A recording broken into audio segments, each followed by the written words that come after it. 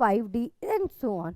इस तरीके से हमारा ये जर्नल फॉर्म होती है और ये होता है हमारा AN, ये होता है हमारा AN, nth term. Hey hello students, welcome to the channel aspiring aces. आज हम करने जा रहे हैं अर्थमेटिक प्रोग्रेशन। तो अर्थमेटिक प्रोग्रेशन का पूरा डिटेल देखेंगे, किस तरीके के क्वेश्चंस इसमें आते हैं, ठीक है, कि जो भी हमारे प्रीवियस ईयर के क्वेश्चंस हैं, कैसे कैसे क्वेश्चंस आए हुए हैं और किस टाइप के क्वेश्चंस अभी आ सकते हैं, ठीक है, और कितने मार्क्स की इसकी वेटेज होती है, कितने मार्क्स के क्वेश्चन आने वाले हैं। हम पूरा A to Z पूरा का पूरा हम AP पढ़ेंगे, ठीक है। तो चलिए फटाफट बिना टाइम वेस्ट किए हुए स्टार्ट करते हैं अर्थमेटिक प्रोग्रेशन। ओके, तो अर्थमेटिक प्रोग्रेशन नाम से ही पता है भाई, अर्थमेटिक प्रोग्रेशन। प्रोग्रेशन क्या होता है? किसी भी चीज की प्रोग्रेस जो बढ़ती जाती है ना चीजें, तो वही है ये काइंड ऑफ अर्थमेटिक प्रोग्रेशन, ठीक है। तो चलिए फटाफट से देखते हैं क्या है, किस तरीके से करते हैं, क्या क्या टॉपिक्स हम करने वाले हैं। हम जो आज टॉपिक करेंगे वो हमारा रहने वाले हैं टॉपिक्स सीक्वेंस और AP में क्या डिफरेंस होता है, क्या देखेंगे, सीक्वेंस एंड AP में डिफरेंस। फिर हम देखेंगे nth टर्म फॉर्मूला, ठीक है, सम ऑफ nth टर्म का जो सम होता है वो कैसे निकालते हैं।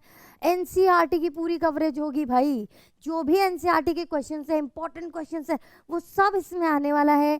NCERT भी अगर आपको समझनी है तो आपके लिए बेनिफिशियल है, ठीक है। फिर सारे PYQs आएंगे, ठीक है, PYQ क्वेश्चन पेपर, जो प्रीवियस ईयर क्वेश्चंस पेपर में हमारे बोर्ड के पेपर में आए हुए क्वेश्चंस है वो सब हम करेंगे। और case based question, yes, E section जो हमारा आता है केस बेस्ड, उसमें AP के क्वेश्चंस बहुत ज़्यादा पूछे जाते हैं। अब आपको पता ही केस बेस्ड कितने मार्क्स का होता है, 4 मार्क्स का हमारा केस बेस्ड होता है। तो 4 मार्क्स, अगर आपने AP अच्छे से समझ ली है तो यहाँ आपके 4 मार्क्स फिक्स होने वाले हैं बोर्ड एग्जाम्स में, ठीक है। क्यों? क्योंकि केस बेस्ड हमारा ज़रूर से ज़रूर 4 मार्क्स का केस बेस्ड होता है, जिसमें 4 क्वेश्चंस होते हैं, 4 to 5, ठीक है। तो उसमें से एक क्वेश्चन आपका AP का होता है। अगर आपको अर्थमेटिक प्रोग्रेशन आ गई कि AP क्या होती है, इसे किस तरीके से इसके क्वेश्चंस को सॉल्व किया जाता है, तो आप डेफिनेटली केस बेस्ड के क्वेश्चंस कर लेंगे, क्योंकि बहुत इजी होते हैं। बिल्कुल घबराने की कोई बात नहीं है, ऐसा नहीं है कि बहुत डिफिकल्ट लेवल आ जाते हैं, नहीं भाई। 1 मार्क्स का क्वेश्चन होगा, MCQ के 1 और 2 क्वेश्चन होंगे, एक क्वेश्चन आपका केस बेस्ड में होगा, मतलब इसका 6 to 7 मार्क्स की एवरेज वेटेज होती है, ठीक है। तो ये AP टॉपिक बहुत ही इम्पॉर्टेंट है, not only for this class, आगे आने वाली क्लासेस के लिए। लाइक अगर आप ग्रेजुएशन में मैथ रहता है तो मैथ्स तो रहती है, बेसिक मैथ्स, उसमें भी आपका AP आता ही आता है। तो AP को बहुत अच्छे से देख लेते हैं, ठीक है, समझ लेते हैं। चलिए सबसे पहले देखते हैं सीक्वेंस क्या होता है, क्योंकि AP को समझने के लिए आपको सीक्वेंस पता होना चाहिए, ठीक है। सीक्वेंस क्या है? A sequence is an ordered list of numbers. क्या है? एक ऑर्डर्ड लिस्ट है कुछ नंबर्स की, that follow a particular rule और पैटर्न, जो एक पर्टिकुलर रूल और या फिर एक पैटर्न फॉलो करता है, उसे हम कहते हैं सीक्वेंस, ठीक है। एक कोई भी एक पैटर्न फॉलो कर रहा है, कोई भी पैटर्न फॉलो कर रहा है, उसको हम कहेंगे सीक्वेंस।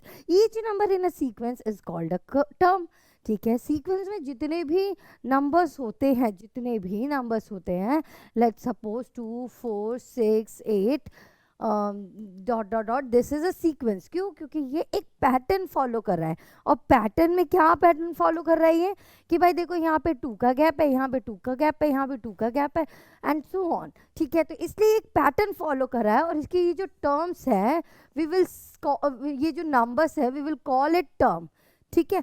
ये first term, second term, third term, fourth term and so on, ठीक है। इस तरीके से हमारा होता है सीक्वेंस। अब ये देखिएगा, इसके एग्जांपल्स देख लेते हैं। एक एग्जांपल मैं ऑलरेडी दे चुकी हूँ, 2 4 6 8, ठीक है, ये इसका एक एग्जांपल है। बाकी देखिए 5 10 15 20, सब में क्या है, 5 5 5 5 5 5 का गैप है, ठीक है। This is called sequence. अब 1 4 9, ये क्या है, इसमें तो कुछ गैप नहीं है, बट सीक्वेंस एक पैटर्न फॉलो करेगा। आपको क्या देखना है, सीक्वेंस में एक पैटर्न फॉलो होना चाहिए। तो इसमें क्या पैटर्न फॉलो हो रहा है, देखिए, ये 1 का स्क्वायर है, ये 2 का स्क्वायर है, 3 का स्क्वायर है, 4 5 6 7, इस तरीके से ये सबके स्क्वायर है, होल नंबर्स के स्क्वायर है। तो एक पैटर्न फॉलो कर रहा है ना, क्या, होल नंबर्स के स्क्वायर, ठीक है। तो इसलिए ये भी एक सीक्वेंस हुआ, ठीक है, जहां भी पैटर्न फॉलो होगा, एक पर्टिकुलर पैटर्न फॉलो होगा, उसे हम कहेंगे सीक्वेंस।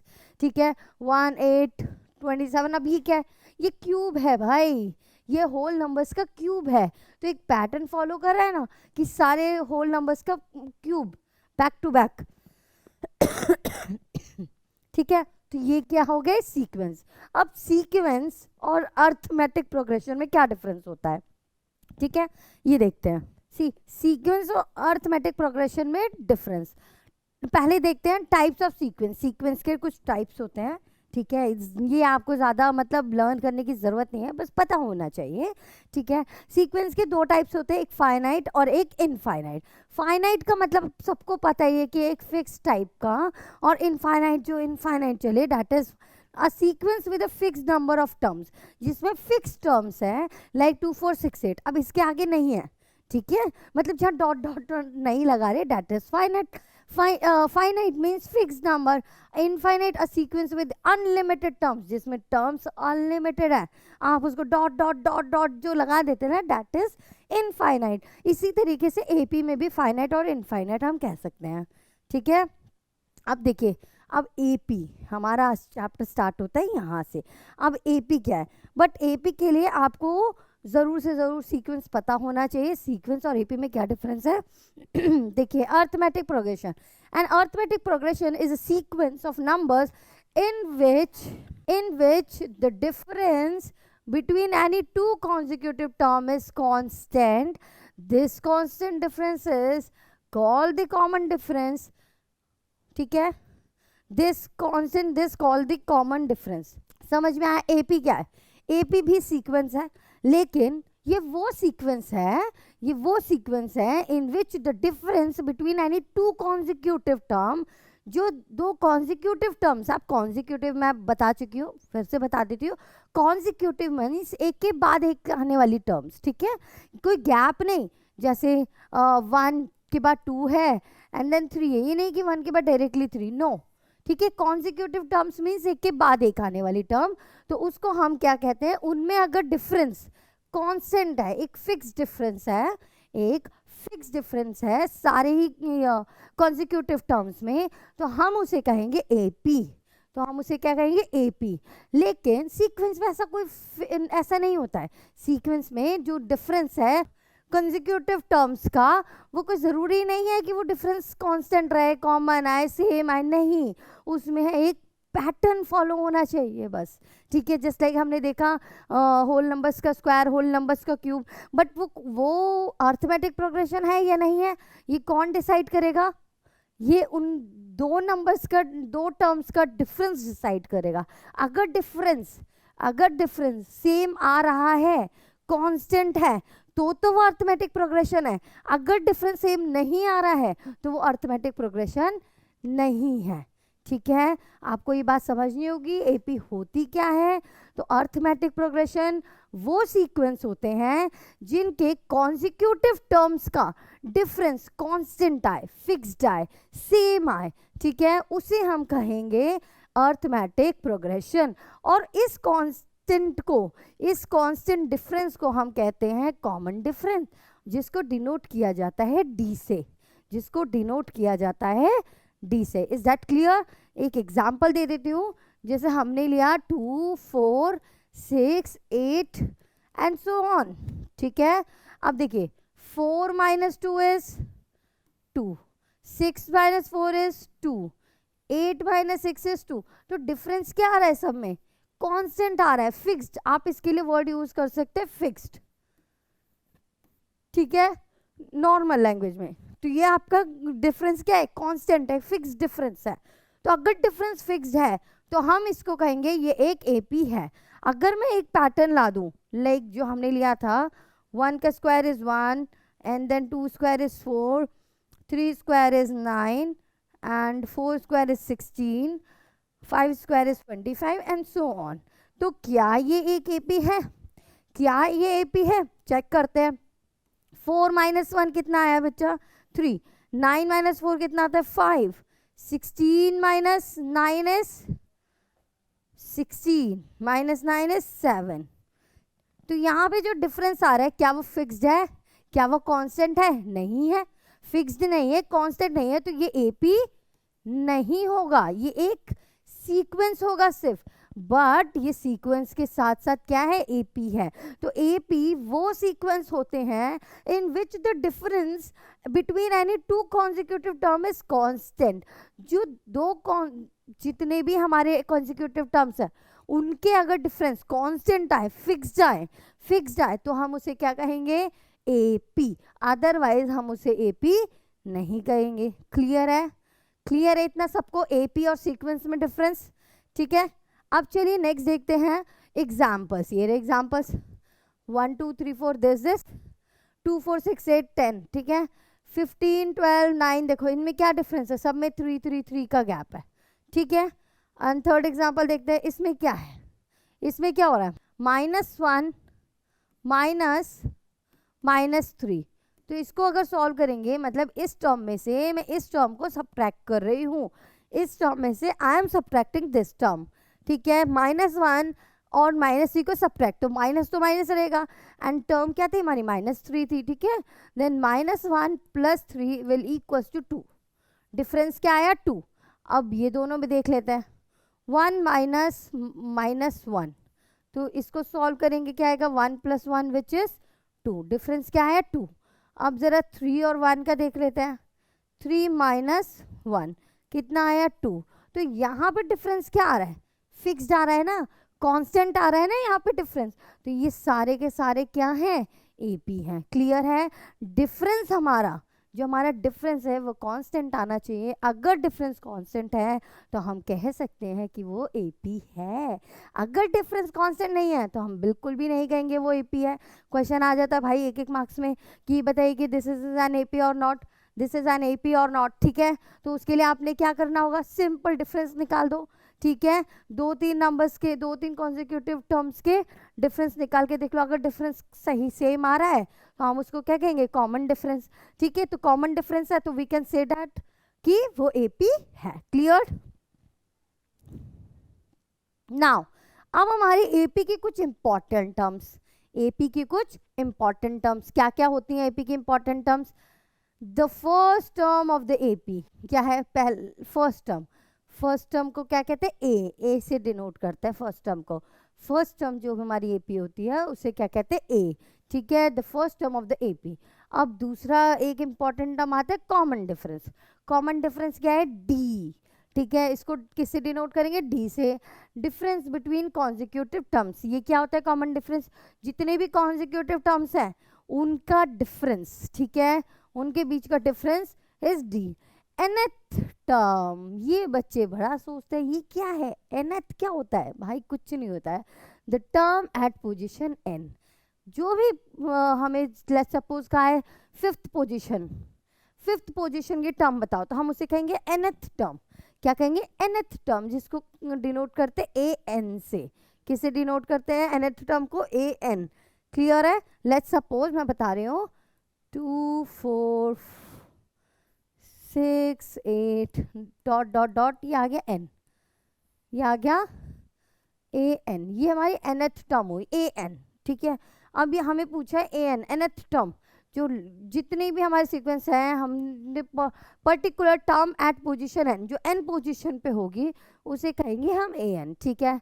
लेट्स सपोज हमें क्वेश्चन ने कहा है nth टर्म निकालो, nth टर्म, बट कैसे निकालेंगे? nth टर्म अभी बताऊंगी फॉर्मूला, ठीक है, तब मैं इसके आगे डिटेल करूंगी। टर्म एट पोजीशन n, जो n पोजीशन पे होगा, लेट्स सपोज फिफ्थ पोजीशन, जो फिफ्थ पोजीशन पे नंबर होगा उसी को हम an बोल सकते हैं, ठीक है।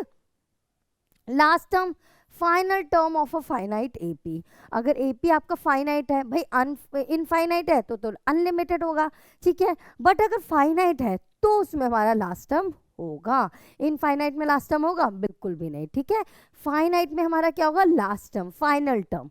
तो इसको किससे डिनोट करते? एल से। ये हमारी इंपॉर्टेंट टर्म्स थे। क्या थे ये हमारे इंपॉर्टेंट टर्म्स? नेक्स्ट, अब कुछ एक फॉर्म होती है एपी की। क्या होती है? फॉर्म। एपी की फॉर्म कैसे पता चलता है भाई? a + d, a + 2d, a + 3d, a + 4d, ऐसे करके, ठीक है। इससे बहुत हेल्प मिलती है, इससे बहुत हेल्प मिलती है। जैसे मैंने बोला फोर्थ टर्म बताओ, तो फोर्थ टर्म के लिए आपका शॉर्टकट क्या हो जाएगा, a प्लस 3d। क्यों, आपको क्या दिख रहा है, फर्स्ट टर्म ये है, second term a plus D है, थर्ड टर्म में d का क्या हो गया 2d हो गया, ठीक है। थर्ड टर्म में फोर्थ टर्म में 3 का क्या d का क्या होगा 3d हो गया। तो ऐसे फिफ्थ टर्म होगा तो a plus 4d, six term होगा तो a plus 5d and so on. इस तरीके से हमारा ये जर्नल फॉर्म होती है और ये होता है हमारा an, ये होता है हमारा an, nth टर्म, ठीक है। बेसिकली सब में क्या हो रहा है, सब में क्या हो रहा है, जो टर्म है उसमें से -1 हो रहा है। देखो ये टर्म 2 है, 2 - 1 क्या होता है 1, तो 1d। ये टर्म 3 है, 3 - 1 क्या होता है 2, तो 2d, ठीक है। बेसिकली यही पैटर्न फॉलो हो रहा है सब में, तो इसको हम कहते हैं journal form of the AP. अब इसमें सब क्या है, ए क्या है फर्स्ट टर्म, डी क्या है कॉमन डिफरेंस, एन क्या है नंबर ऑफ टर्म्स। क्लियर है, ठीक है। सी क्वेश्चन, अब इससे रिलेटेड एक क्वेश्चन है जो हमने फॉर्म देखी a plus N minus 1 into d, और इससे रिलेटेड क्वेश्चन है for what value of k की कौन सी value this and this are the consecutive terms. ये क्या है, ये कॉन्जिक्यूटिव टर्म्स है, बट हमें k की वैल्यू क्या होगी, k की वैल्यू क्या होगी। ये देखो 2016 में आया हुआ क्वेश्चन है, ठीक है। 2016 में आया हुआ क्वेश्चन है, k plus 9 2k minus 1 2k plus 7, k plus 9 2k minus 1 2k plus 7, ठीक है। ये हमारी टर्म्स है कॉन्जिक्यूटिव टर्म्स। तो अभी हमने एक रिलेशन देखा, क्या देखा कॉन्जिक्यूटिव टर्म में रिलेशन डी, कॉन्जिक्यूटिव टर्म्स के बीच का रिलेशन क्या होता है डी, क्या होता है डी, डी होता है सेकेंड टर्म, मतलब ये term minus this term is equals to D. तो सेम ये टर्म माइनस ये टर्म भी क्या आएगा हमारा डी आएगा। तो चलिए करते हैं 2k minus 1 minus k plus 9, ये क्या निकला इससे हमारा, इससे निकला हमारा d, राइट। तो हम इसे फटाफट सॉल्व करते हैं, 2k minus 1 minus k minus 9, clear है। तो क्या होगा 2k माइनस k इस k, माइनस 1 माइनस 9 क्या होगा माइनस माइनस प्लस, तो माइनस 10, ठीक है। तो ये k माइनस 10 आ गया, क्लियर। अभी हम देखते हैं सेम, इससे भी तो d निकलेगा भाई, ये भी तो कॉन्जिक्यूटिव टर्म्स हैं, तो दिस माइनस दिस, तो d एक और तरीके से निकलेगा 2k plus 7 minus 2k minus 1। तो क्या होगा 2k plus 7 minus 2k minus minus is plus 1, तो ये cancel is equal to 7 plus 1 is 8। तो दोनों ही तो d निकल रहा है, तो ये और ये दोनों का हम क्या कर देंगे इक्वेट कर देंगे, इक्वल में लिख देंगे। क्यों लिख देंगे इक्वल में, क्यों, क्योंकि भाई ये दोनों ही तो d है, दोनों से ही तो डिफरेंस निकल रहा है, कॉमन डिफरेंस। तो k minus 10 is equals to 8। समझ आया, ये दोनों को इक्वल क्यों रखेंगे, रीजन है बिकॉज ये कॉन्जिक्यूटिव टर्म्स है। अब बोला है कि k की वैल्यू निकालो, तो हमें एक रिलेशनशिप पता है कॉन्जिक्यूटिव टर्म्स के बीच में, वो होता है d। तो मैंने क्या किया फटाफट से दोनों से d निकाल दिया। अब k minus 8 is equals to 10, तो k 8 प्लस 10 इज k, तो k विल इक्वल्स टू 18। तो इस तरीके से हमारा k निकल जाएगा। क्लियर है, कुछ नहीं किया मैंने, सिर्फ d निकाला, d का फॉर्मूला लगाया। डिफरेंस निकालने के लिए क्या करते हैं, नेक्स्ट टर्म में से प्रीवियस टर्म को माइनस करते हैं, क्या करते हैं नेक्स्ट टर्म में से प्रीवियस टर्म को माइनस कर देते हैं। क्लियर है। अब देखिए nth टर्म का formula, nth term of an AP, AP की nth टर्म क्या होती है, an is equal to a plus n minus 1 into D. क्या है an is equal to a plus n minus 1 into D, ये हमारा nth term का formula है। ये सभी याद कर लीजिए, क्योंकि इसके बिना आप एपी में कुछ नहीं कर सकते, इसके बिना आप लोग एपी में कुछ नहीं कर सकते। अगर एपी पढ़ रहे हैं और ये फॉर्मूला नहीं आ रहा है तो वेस्ट है एपी पढ़ना, ठीक है, तो वेस्ट है एपी पढ़ना। अब देखिए this formula is used to find any term of the arithmetic progression, क्योंकि यही एक फॉर्मूला है, यही एक फॉर्मूला है जिससे आप कोई भी एपी की टर्म को निकाल सकते हैं। क्लियर है। एपी की किसी भी टर्म को निकालने के लिए क्या फॉर्मूला यूज करेंगे, nth टर्म का, दिस इज an का फॉर्मूला। क्लियर है? A n is equal to A plus N minus one into d. Is it clear to you all? ठीक है, मैं फिर से वही एग्जाम्पल लेती हूँ, 2 4 6 8 एंड सो ऑन. अब देखिए एपी का यूज होता क्यों है भाई? एपी का यूज क्यों होता है बताती हूँ. अगर आपको इसका 5th टर्म निकालना है तो अब तो इजीली आपको दिख रहा है भाई 2 2 का गैप है, आप 2 ऐड करके 5th टर्म निकाल लोगे. 6 निकालना है फिर से 2 ऐड कर दोगे. अगर हमें इसी का 100th टर्म निकालना है, कौन सा टर्म निकालना है? 100th term. तो कितनी बार ऐड करोगे भाई 2? कितनी बार करोगे ऐड? तो इसी चीज के लिए हमारी एपी होती है.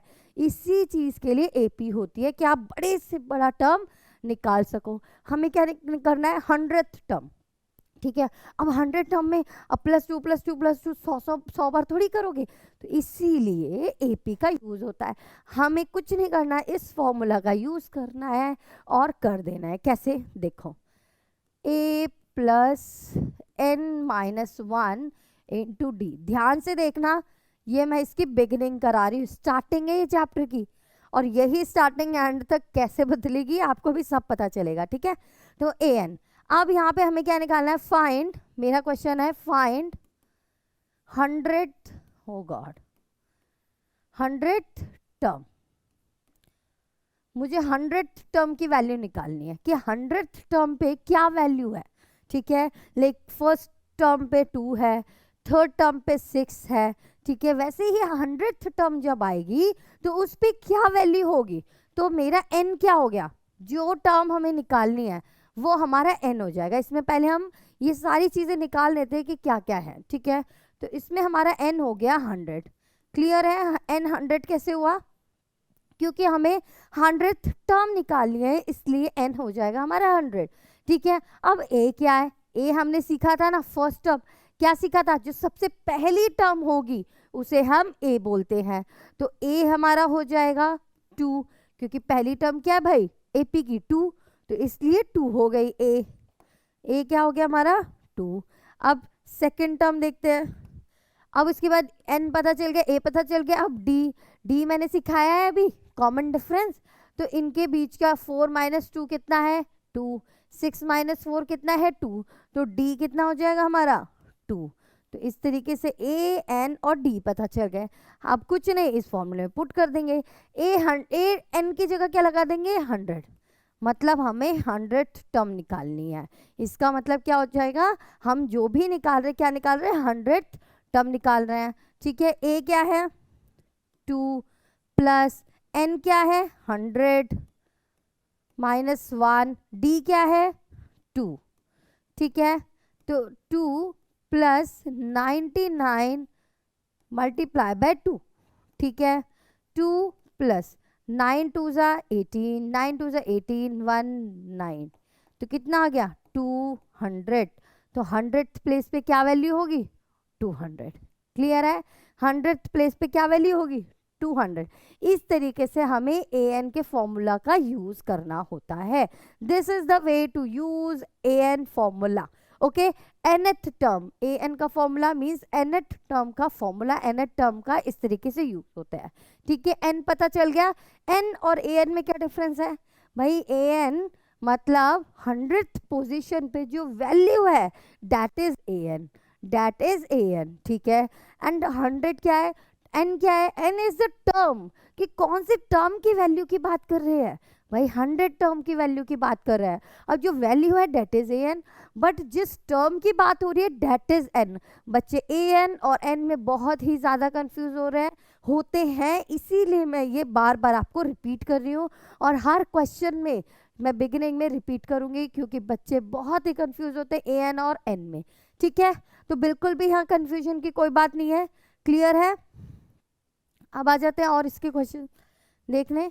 सी, find the 15th term of an AP. ये एपी है, इसका 15 टर्म निकालना है. ये एपी है 7 10 13 और इसका 15 टर्म निकालना है. तो मैं ऑलरेडी बता चुकी हूँ 7 10 13 सो ऑन. इसका 15th टर्म, तो इसका 15th टर्म में n क्या हो जाएगा? 15. क्यों? क्योंकि हमें 15th टर्म निकालनी है. 15th टर्म की वैल्यू निकालनी है।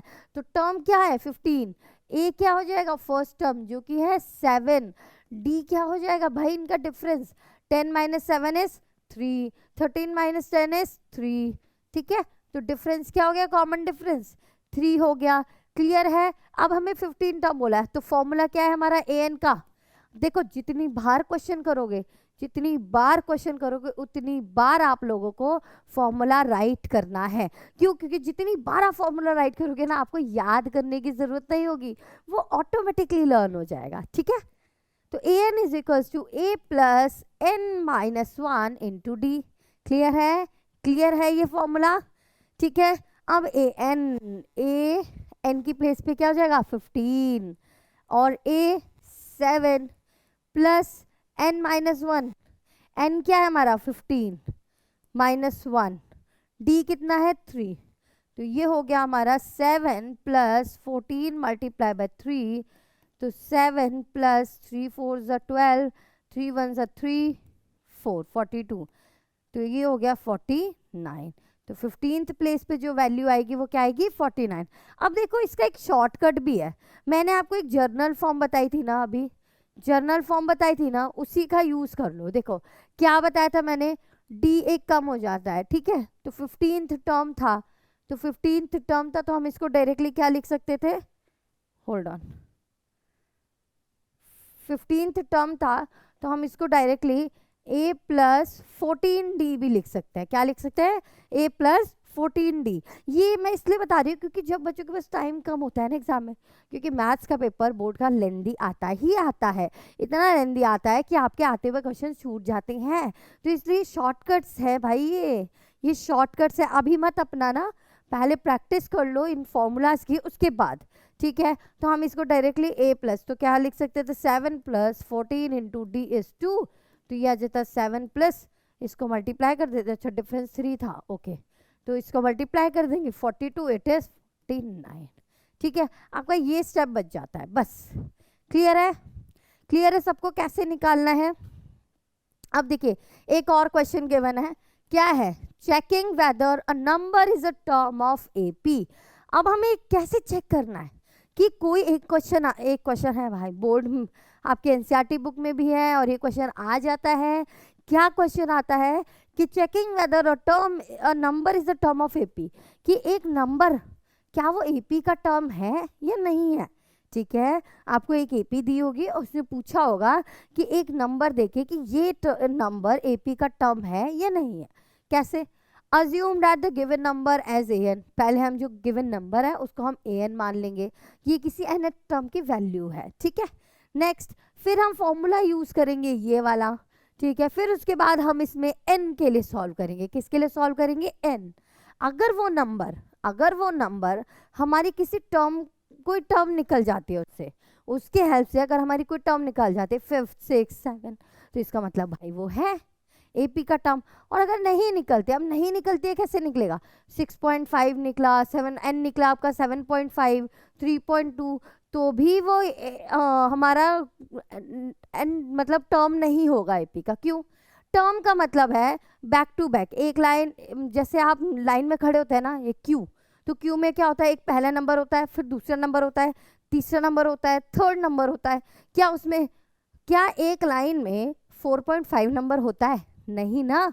तो बैक टू बैक टर्म्स होते हैं ना, first second third fourth fifth sixth, ऐसा तो नहीं होता ना कि 2.5 टर्म, ऐसा नहीं होता ना, या 2.5 नंबर पे आप खड़े हो, ऐसा तो नहीं होता। एक एक पर्सन एक एक उसमें लाइन में खड़ा होता है।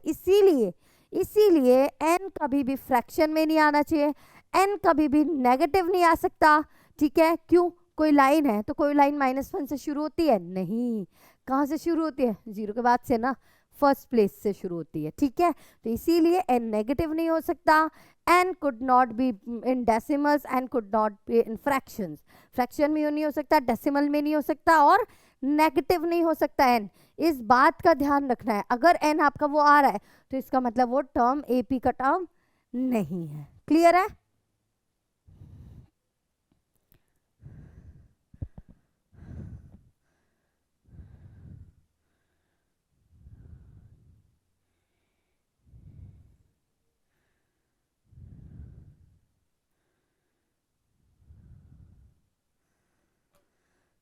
देखो अभी हमारा क्वेश्चन क्या है, check whether 301 is a term of the list of numbers 5, 11, 17, 21। क्या चेक करना है कि 301 क्या है, 301 इस एपी का कोई टर्म है, is a term of the list of numbers. इस लिस्ट, ये जो नंबर्स दी हुई है, इस नंबर का कोई टर्म 301 है। जैसे मतलब क्या कहना चाहता है, ध्यान से समझना, ये क्वेश्चन में बड़ी कंफ्यूजन होती है बच्चों को, किसमें निकालना क्या है, करना क्या है, यही ध्यान से सुनना। जैसे हमें क्वेश्चन एपी दिया है 5, 11, 17, 23 डॉट डॉट डॉट, तो इसने पूछा है क्या 301 इनमें से किसी टर्म में आएगा, मतलब कहीं पे 301 आ रहा है या नहीं आ रहा, ठीक है, ये चेक करना है कि इसी बीच में कहीं पे 301 आ रहा है या नहीं आ रहा। तो ये कैसे पता चलेगा, ये हमें पता चलेगा n निकाल के। इस टर्म को, इस नंबर को हम an अज्यूम करेंगे। अभी स्टेप्स बताए ना मैंने, वही स्टेप्स का यूज करना है। पहले जो नंबर हमें दिया हुआ है उसे हम an अज्यूम करेंगे, फिर इस फॉर्मूला में सब्स्टिट्यूट करेंगे और हम उसे सॉल्व करेंगे फॉर n, ठीक है, n के लिए सॉल्व करेंगे। ध्यान से समझना है, ध्यान से करना है। इसमें कभी भी 301 को क्या मान लेना, an, तो इसमें हमारा an क्या हो जाएगा 301, n क्या हो जाएगा 5, d क्या हो जाएगा चेक करो, 11 minus 5 is 6, 17 minus 11 is 6, 23 minus 17 is 6, तो कॉमन डिफरेंस क्या आ गया 6। n हमें नहीं दिया, n हमें नहीं दिया कि टर्म हमें नहीं दी कि 15 टर्म 16 टर्म, ये नहीं दिया है, तो इसलिए जो टर्म है वो हम टर्म को n ही रहने देंगे।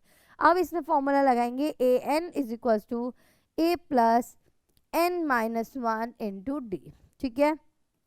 अब an की प्लेस पे क्या सब्स्टिट्यूट करेंगे 301, a की प्लेस पे हो जाएगा हमारा 5 प्लस n माइनस 1, n हमें नहीं पता तो n को एज इट इज n रखेंगे, d विल बी 6, d क्या हो जाएगा 6। Now 301 is equals to 5 plus, एक काम करते हैं पहले ये 5 को इधर सब्स्टिट्यूट कर देते हैं, ठीक है, इधर प्लेस कर देते हैं क्योंकि 5 हमारा क्या है प्लस में है, तो 5 क्या हो जाएगा माइनस में, ठीक है। 301 minus 5 is equals to n minus 1 into 6, ठीक है। इसे सॉल्व करते हैं, इसमें से 5 सब्ट्रैक्ट तो 1 यहाँ से 4 वहाँ से, तो 296 चेक कर लो 296, ठीक है, is equals to n minus 1 6। अब ये 6 क्या है, इसके साथ मल्टीप्लिकेशन में है तो डिवाइड में, डिवीजन में, 296 divided by 6 is equals to n minus 1। 6 से डिवाइड करते हैं, 6 4 जा 24,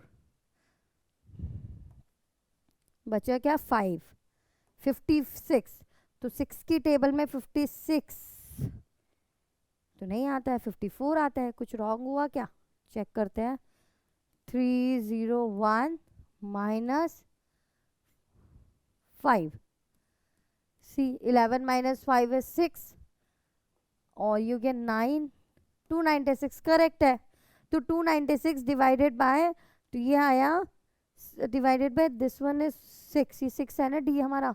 11 माइनस 5 चेक कर लो भाई, 11 माइनस 5 6 7 8 9 10 11 6 आता है, करेक्ट है हमारा, ठीक है, सब कुछ करेक्ट है। अब देखो यहाँ पे क्या आ रहा है, यहाँ पे हमारा डेसिमल में आ रहा है, कैसे 6 4 जा 24 होता है, ठीक है, बचा क्या 5, तो 56, 6 की टेबल में 56 आता है, नहीं आता है, ठीक है, 6 की टेबल में 56 नहीं आता, 54 आता है, कितने टाइम्स में 6 9 जा, ठीक है, 6 9 जा 54, बचा क्या 2, तो डेसिमल लगा के 0 3, 49.3 क्या आएगा 49.3, तो 49.3 is equals to n minus 1। अब 1 प्लस कर देंगे, 49.3 plus 1 is equals to n, तो n कितना आया 50.3, तो किस में आया डेसिमल में, तो इसका मतलब this is not a term of AP। मैंने क्या बताया, डेसिमल, फ्रैक्शन और नेगेटिव कभी भी टर्म आएगा तो वो एपी में नहीं होगा, रीजन ऑलरेडी एक्सप्लेन्ड है। तो ये आपका हो गया क्वेश्चन रॉन्ग। क्लियर है? ठीक है, तो इसमें क्या हो गया आपका 301 इज चेक वेदर, चेक करना है कि वो उसका टर्म है या नहीं है। तो हमने क्या चेक कर लिया, no it is not a term of AP because 50.3 is not the term, ये कोई टर्म नहीं है। Term could not be in decimal, term could not be in fraction and term could not be a negative number। Clear है ये आपको? ठीक है, अब देखो अब क्वेश्चंस आ रहे हैं भाई, थोड़े डिफिकल्ट क्वेश्चंस है, ध्यान से देखने पड़ेंगे। See the 17th term of an AP exceeds its 10th term by 7। क्या बोला है, जो AP की 17th टर्म है, एक AP है और AP का 17th term exceeds its 10th term by 7।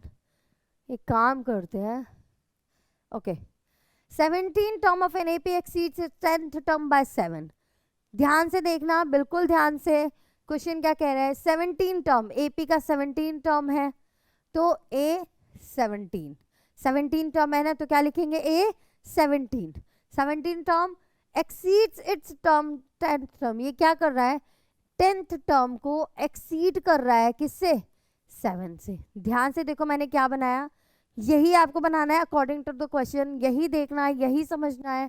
It is saying the 17th term of an AP exceeds its 10th term by 7।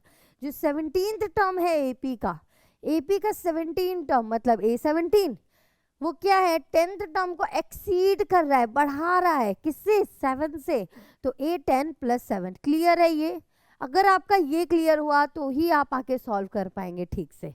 ठीक है, अभी इसमें क्या निकालना है, find common difference. Oh my God, common difference निकालो, कुछ नहीं है, सिंपल। क्या करेंगे, a प्लस, मैंने एक शॉर्टकट बताया था, या तो आप पूरा a + n-1 इंटू डी कर लो, ठीक है, या फिर आप इसको a + 16d लिख सकते हैं। ठीक है, तो A10 को क्या लिख सकते हैं, a + 9d, एक कम कर दो +7। ठीक है, अभी इधर शिफ्ट हुआ, a + 16d minus a minus 9d is equals to 7। देखो क्या किया मैंने, कुछ नहीं किया, मूव कर दिया इसे इधर, इधर इसे इधर। ठीक है, a से a कैंसिल, क्योंकि प्लस माइनस इज माइनस। 16 - 9 16 - 9 भाई, 16 - 10 होता तो क्या होता, 6, 9 है तो 7, 7d इज इक्वल टू 7। तो d कितना हो गया, 7 / 7 विच इज 1। तो d कितना आ गया हमारा, 1। क्लियर है? कॉमन डिफरेंस कितना आ गया, 1। बहुत इजी क्वेश्चन था, बस आपको कहाँ ध्यान देना था, इस पार्ट पे, बस ये इक्वेशन बनाने पे ध्यान देना था, बाकी क्वेश्चन में कुछ भी नहीं है। देखो फिर से समझा देती हूँ, क्या कह रहा है, 17 term of AP exceeds its 10th term by 7। 17 term, AP का जो 17th टर्म है वो एक्सीड कर रहा है उसकी टर्म को, किससे, 7 से, तो इसलिए आ गया। फाइंड द कॉमन डिफरेंस, अब इसका कॉमन डिफरेंस निकाल दो। तो मैंने कुछ नहीं किया, a + 17 is equal to A10 + 7 and then इसको हम कर सकते हैं a + 16d। और अगर आपको ये करना है फॉर्मूले से तो सुनो फिर भी देख लो, 17 A17 को क्या लिख सकते हैं, a + n, n कितना हो गया, 17 - 1d। ठीक है, is equal to a + n - 1 into D होता है, तो यहाँ पे n क्या है, 10, तो 10 - 1 इंटू डी, राइट। तो a + 16d आ गया, a + 10 - 1 कितना आ गया, 9d। भाई अल्टीमेटली बन तो यही गया ना, जो मैंने राइट किया, देखो ना बन तो यही गया, और यहाँ पे +7 था, +7 कर दिया। क्लियर है? अगर आप nth टर्म का फॉर्मूला यूज कर रहे हैं तो भी इजी है, अगर आपको ये डायरेक्ट आ गया है तो भी इजी है।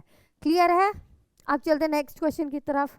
देखो यहाँ क्या है, find the 20th term from the last. अब ध्यान देने वाली बात है, क्या ध्यान देने वाली बात है कि इसने क्वेश्चन में पूछा है फ्रॉम द लास्ट टर्म। बच्चे इसको नॉर्मली सॉल्व कर देते हैं, 20th टर्म निकाल देते हैं।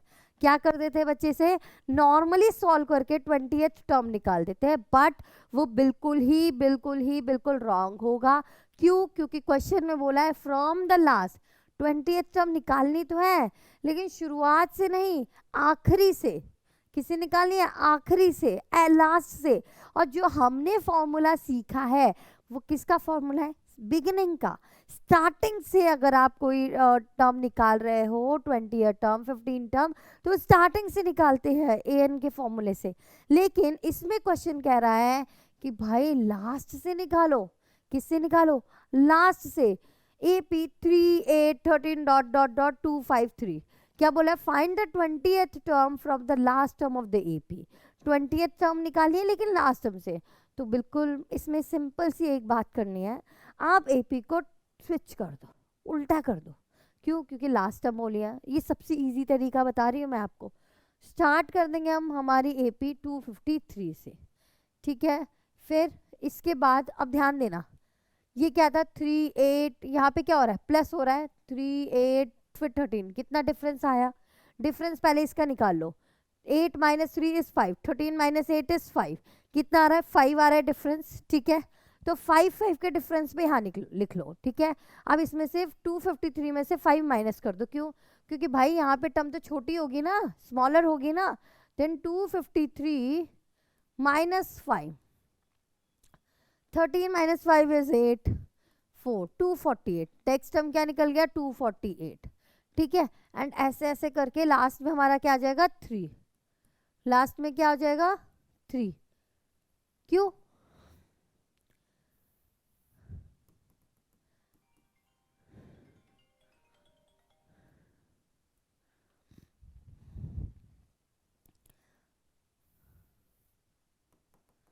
देखो, क्योंकि स्टार्ट हमारी एपी यहाँ से थी और एंड यहाँ से थी, बट हमें क्या निकालना है? Last term.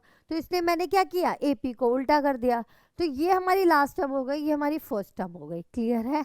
हमारी फर्स्ट टर्म क्या हो गई? 253। डी सेम रहेगा 5। डी क्या है? 5। लेकिन इसमें डी क्या हो जाएगा? -5। इस क्वेश्चन के अकॉर्डिंग डी क्या हो जाएगा? -5। क्यों? क्योंकि हम नेक्स्ट टर्म में से प्रीवियस टर्म को सबट्रैक्ट करते हैं ना। तो 248 - 253 क्या होगा? -5। तो अब ये हमारी एपी है, ये हमारी न्यू एपी कंसीडर होगी। क्लियर है? ये हमारी नई एपी होगी और हम बोलेंगे इसमें ए हो गया हमारा 253, ठीक है। इसमें हम बोलेंगे ए हो गया 253 एंड डी हो गया हमारा -5, ठीक है। और एन हमें क्या निकाला है? 20th टर्म, तो एन हो गया हमारा 20। क्लियर है? आप फॉर्मूला लगा दो, a + n - 1 इंटू डी, ठीक है। तो a 20 निकाल देंगे, ये हमारे न्यू एपी आई। क्या आई? न्यू एपी, ठीक है। a कितना हो गया? 253 प्लस n 20 - 1 और d क्या है? -5, ठीक है। तो 253 plus 90 multiply by -5, 253 plus minus minus 5 9 45, 4 5 1 5 plus 4 is 9, 95। तो 253 - 95, 253 - 95 कर लेते हैं। 13 - 5 इज 8, 14 - 9 इज 5, 158। क्या है हमारा? 158। क्लियर है? इस तरीके से हम 20th लास्ट टर्म निकालेंगे। 20th term from the last, अगर लास्ट से बोला है तो एपी को उल्टा कर दो। डी हमारे यहाँ पे क्या था? 8 - 3 इज 5, 13 - 8 इज 5 था। तो उसी के बेसिस पे हम इसकी एक और टर्म निकाल लेंगे। तो क्या आ गया? 248। बट इसमें हमारा डी उल्टा हो जाएगा। क्यों? क्योंकि इसमें से इसको माइनस करेंगे तो माइनस में आएगा, -5, ठीक है। ये हमारा ए हो जाएगा, एन हमारा 20 रहेगा और फिर ए एन का फॉर्मूला लगा के हम इसको सॉल्व करेंगे। भाई कंसेप्ट बिल्कुल यही है, कंसेप्ट यही है। आई होप आपको क्लियर है। ये बहुत इंपॉर्टेंट क्वेश्चन है, एनसीईआरटी में है, ठीक है। एनसीईआरटी में भी ये क्वेश्चन है और ये पहले भी आया हुआ है। ये क्वेश्चन भी बहुत इंपॉर्टेंट है, एनसीईआरटी में है, पहले भी आया हुआ है, ठीक है। क्लियर है? क्लियर है सबको ये बात? अब आगे बढ़ जाते हैं next. Fifth term of the AP will be 132 more than it's 54th term. थोड़ा सा है, ध्यान देना है। बिल्कुल, क्या बोला है? एपी हमें गिवन है, क्या है? एपी हमें गिवन है। अब पूछा है कौन सा टर्म एपी का 132 ज्यादा है उसके 54th टर्म से। क्या बोला है, एपी का कौन सा टर्म, मतलब हमें एन निकालना है, अल्टीमेटली निकालना है क्या, एन निकालना है, लेकिन एन किसका निकालना है, जो इसकी 54th टर्म आएगी उसमें 132 ऐड कर देंगे, ठीक है, फिर वो एन ए एन लेंगे। ध्यान से देखना क्या बोला है कि कौन सी टर्म है इसकी जो 54th टर्म से, जो 54th टर्म से 132 ज़्यादा होगी। तो पहले एक काम करेंगे, पहले हम इसका 54th टर्म निकाल लेंगे ताकि एक नंबर तो आ जाए, फिर उसमें 132 ऐड कर देंगे, ठीक है। तो पहले हम इसका 54th टर्म मतलब A54 निकालेंगे। तो A54 क्या होगा, A + 53D, बताया ना ये शॉर्टकट, फॉर्मूला लगा दो तो भी यही आएगा, ठीक है। तो A54 term is equal to A + 53D। तो A हमारा क्या है 3 + 53 मल्टीप्लाई D, D क्या है 15 - 3 इज 12, 27 - 15 इज 12, तो कितना आया 12। अब इसे सॉल्व कर दीजिए, 3 + 53 × 12 करो, 2 3 = 6, 2 5 = 10, 1 3 3, 1 5 = 5, ठीक है, 6 3 6 636, तो ये कितना आ गया 639। तो हमारी 54th टर्म क्या आई 639। अब क्या बोला है 132 मोर देन 54th टर्म, तो 132, तो अब हमारा नया an क्या निकलेगा 6, एक सेकेंड, क्या निकलेगा नया an, A54 + 132, तो कितना आया A54 की वैल्यू क्या है 639 + 132, तो कितना आ गया 9 10 11 1 6 7 771। तो ये हमारी एपी हो गई, एन हो गया। तो अब इस एन से हम क्या निकाल देंगे एन, इस एन से हम क्या निकाल देंगे एन, ठीक है। तो ए एन का फॉर्मूला क्या था D12, ए एन का फॉर्मूला A + n - 1 × D। भाई यहाँ कोई शॉर्टकट नहीं लगा सकते क्योंकि हमें n नहीं पता, जहां हमें n पता है वहां हम लगा सकते हैं। तो अब an की प्लेस पे क्या आ गया 771, और a की प्लेस पे 3 ही रहेगा, प्लस n - 1 और d की प्लेस पे 12 ही रहेगा, राइट। 771 - 3 इज इक्वल टू, ये 3 इधर ले जाएंगे तो ये माइनस करेंगे, ठीक है, यहाँ पे हो जाएगा n - 1 × 12, ठीक है। 771 - 3, ओके, एक यहाँ से दो वहाँ से, तो 768, 768, देखो 68 69 70 71, 68 है 69 70 71, इसलिए 3 सब रख के 768 आया। n - 1 12, अब ये 12 मल्टीप्लीकेशन में 768 डिवाइडेड बाय 12, क्योंकि ये मल्टीप्लीकेशन में है ना 12, n - 1, अब ये 12 से करेंगे, ठीक है। देखो 12 से करेंगे तो क्या आएगा 12 5 = 60, 12 6 = 72, 72 बचा क्या 48, 12 4 = 48, तो 64 + 1 इज इक्वल टू n, भाई यहाँ -1 था यहाँ आ गया तो 65। तो मतलब इस एपी का 65th टर्म हमारा 54th टर्म से 132 ज्यादा होगा।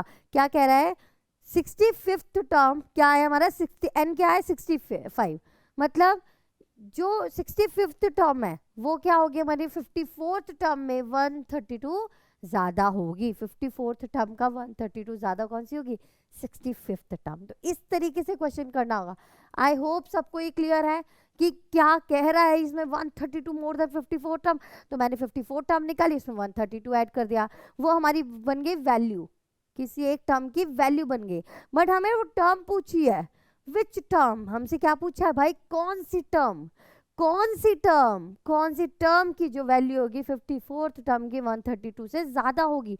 तो हमने पहले वैल्यू निकाल दी, फिर उससे हमने n निकाल दिया, क्लियर है, उससे हमने टर्म निकाल दिया। अब देखो नेक्स्ट पे आ जाते हैं।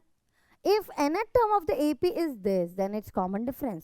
सिंपल, क्या कह रहा है अगर nth टर्म ये है तो कॉमन डिफरेंस क्या होगा। तो भाई देखो ध्यान से, इसमें बिल्कुल भी ये 1 मार्कर क्वेश्चन आप सोच रहे हो कि 1 मार्कर में ऐसा सा क्वेश्चन आ सकता है, क्योंकि इसमें कुछ नहीं होता। देखो nth टर्म बोला है, मतलब हमने क्या बोला, टर्म्स क्या बोला, फर्स्ट से स्टार्ट टू डेट, हम फर्स्ट होगी, सेकंड होगी, थर्ड होगी, क्योंकि एक सीक्वेंस, एक क्यू 1 2 3 4 5 ऐसे चलती है, ठीक है। तो अगर हम n की प्लेस पे 1 निकाल दे तो क्या निकल जाएगा, फर्स्ट टर्म निकल जाएगी, ठीक है। फर्स्ट टर्म मतलब n1 है, सेकंड टर्म मतलब n2 है, थर्ड टर्म मतलब n3 है। तो इसका यूज करके हम फर्स्ट सेकंड थर्ड टर्म निकाल लेंगे, फिर उससे डिफरेंस निकाल देंगे, हो गया ना इजी। देखो क्या है, 5n माइनस 6 है, ठीक है। दिस इज आर an, ये nth टर्म है, nth टर्म मतलब an। अगर हम n की प्लेस पे 1 रख दे तो क्या मिलेगा, a1। तो a1 क्या होता है हमारा फर्स्ट टर्म। अगर हम n की प्लेस पे 2 रख दे तो हमें क्या मिलेगा, a2 क्या होता है सेकंड टर्म। तो हम n की प्लेस पे क्या लिखेंगे, 1। तो a1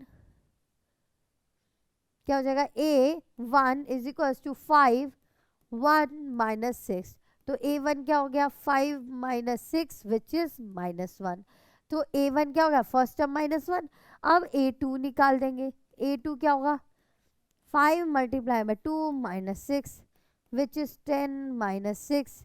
तो कितना आ गया, 10 माइनस 6 इज 4, क्लियर है। अब a3 निकाल देंगे, 5 मल्टीप्लाई बाय 3 माइनस 6 सॉरी, तो ये कितना हो जाएगा, 15 माइनस 6 कितना है, 15 माइनस 6 9, सही आ रहा है, हाँ 15 माइनस 6 कितना आया, 9। तो ये हमारी 3 टर्म्स निकल गई। तो एक तरह से हमारी एपी क्या बनेगी, -1 4 9 एंड सो ऑन, इस तरीके से एपी बनेगी हमारी। तो अब हम करें, हमें क्या निकालना है, डी। तो डी कैसे निकालते हैं, दिस माइनस दिस, ठीक है। तो 4 माइनस -1 कितना हो जाएगा हमारा, 4 प्लस 1 विच इज 5, ठीक है, विच इज 5। इससे भी निकाल के देख लेते हैं सेम आ रहा है, अगर सेम आ रहा है तो ये हमारा आंसर हो जाएगा डी। तो एक और डी निकाल देते हैं, 9 माइनस 4 विच इज 5। तो हमारा कॉमन डिफरेंस क्या आ गया, 5। तो आंसर क्या होगा, सी। क्लियर है, क्लियर है सबको ये बात। nth टर्म, कभी भी आपको nth टर्म दी है तो आप उसे first term, second term, third term, कोई भी टर्म निकाल सकते हैं n की वैल्यू पुट करके, ठीक है। n अगर 1 करते हैं तो a1 निकला मतलब फर्स्ट टर्म, n अगर 2 पुट करते हैं, सब्सटीट्यूट करते हैं तो n मतलब क्या निकला, a2 मतलब सेकेंड टर्म। n अगर 5 पुट करेंगे तो फिफ्थ टर्म, 6 पुट करेंगे 6 टर्म, 100 पुट करेंगे तो 100 टर्म। क्लियर है। तो इससे हमने first term, second term, third term निकाल के हमने कॉमन डिफरेंस फाइंड आउट कर लिया। क्लियर, ठीक है, बहुत इजी क्वेश्चन था। इससे पहले वाले थोड़े डिफिकल्ट थे, आपको ये समझने इंपॉर्टेंट है, ध्यान से बिल्कुल भी इग्नोर मत करना, ठीक है। आ जाते हैं नेक्स्ट क्वेश्चन पे। ये भी एनसीईआरटी का क्वेश्चन है, बट ये वाला है कि बोर्ड में आया हुआ क्वेश्चन, यस ये बोर्ड में आया हुआ क्वेश्चन है, ध्यान देना है, ठीक है। नेक्स्ट क्वेश्चन करते हैं। See, Subba Rao started work in 1995 at an annual salary of rupees 5,000 and received an increment of rupees 200 each year. In which year did his income reach 7,000?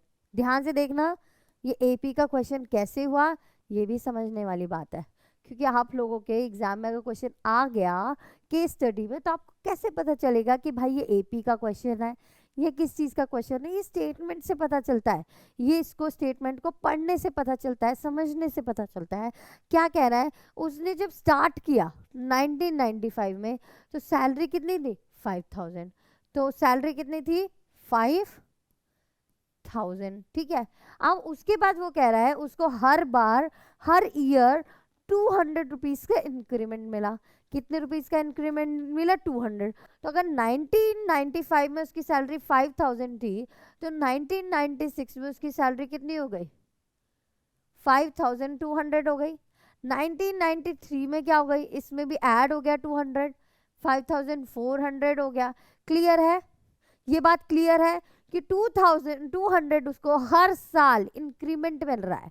तो मतलब इसकी सैलरी पहले इतनी थी, फिर 200 ऐड हुआ तो इतनी हुई, फिर 200 ऐड हुआ तो इतनी हुई, फिर 200 ऐड होगा तो कितनी हो जाएगी 5600 एंड सो ऑन। ऐसे उसकी सैलरी इंक्रीज होती जाएगी। अब क्वेश्चन इज आस्किंग कि कौन से साल में in which year did his income reach 7000, कौन से साल में उसकी सैलरी 7000 होगी। ठीक है, तो आप देखो ये हमारा हो जाएगा ए, ये क्या हो जाएगा first term which is 5000, first term हो गया। ठीक है, अब हमारा डी क्या होगा भाई, इनमें डिफरेंस कितना आ रहा है सब में 200 तो डिफरेंस हो गया 200।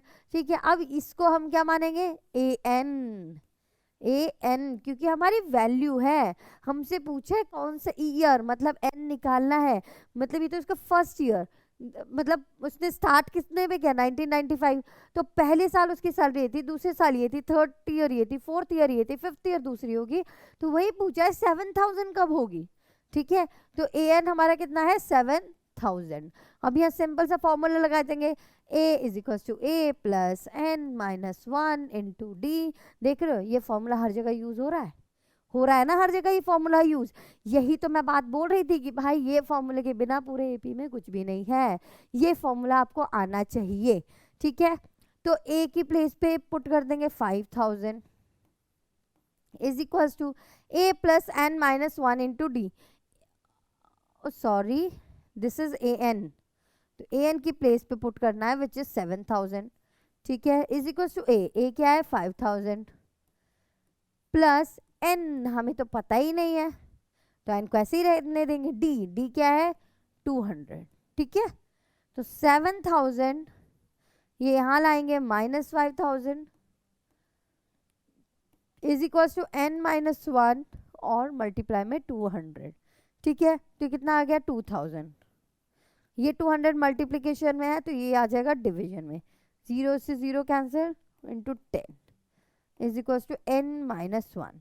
तो क्या आया n minus 1 is equal to 10, क्या आया n minus 1 is equal to 10, तो n क्या हो जाएगा 10 प्लस 1, n क्या हो गया 11। मतलब 11th ईयर में जो उसकी जॉब करने की 11th ईयर थी तब उसकी सैलरी 7000 हुई है। कब हुई है 11th ईयर में। ठीक है, 11th, अब 11th ईयर क्या होगा 1995 के बाद 11 प्लस कर दो,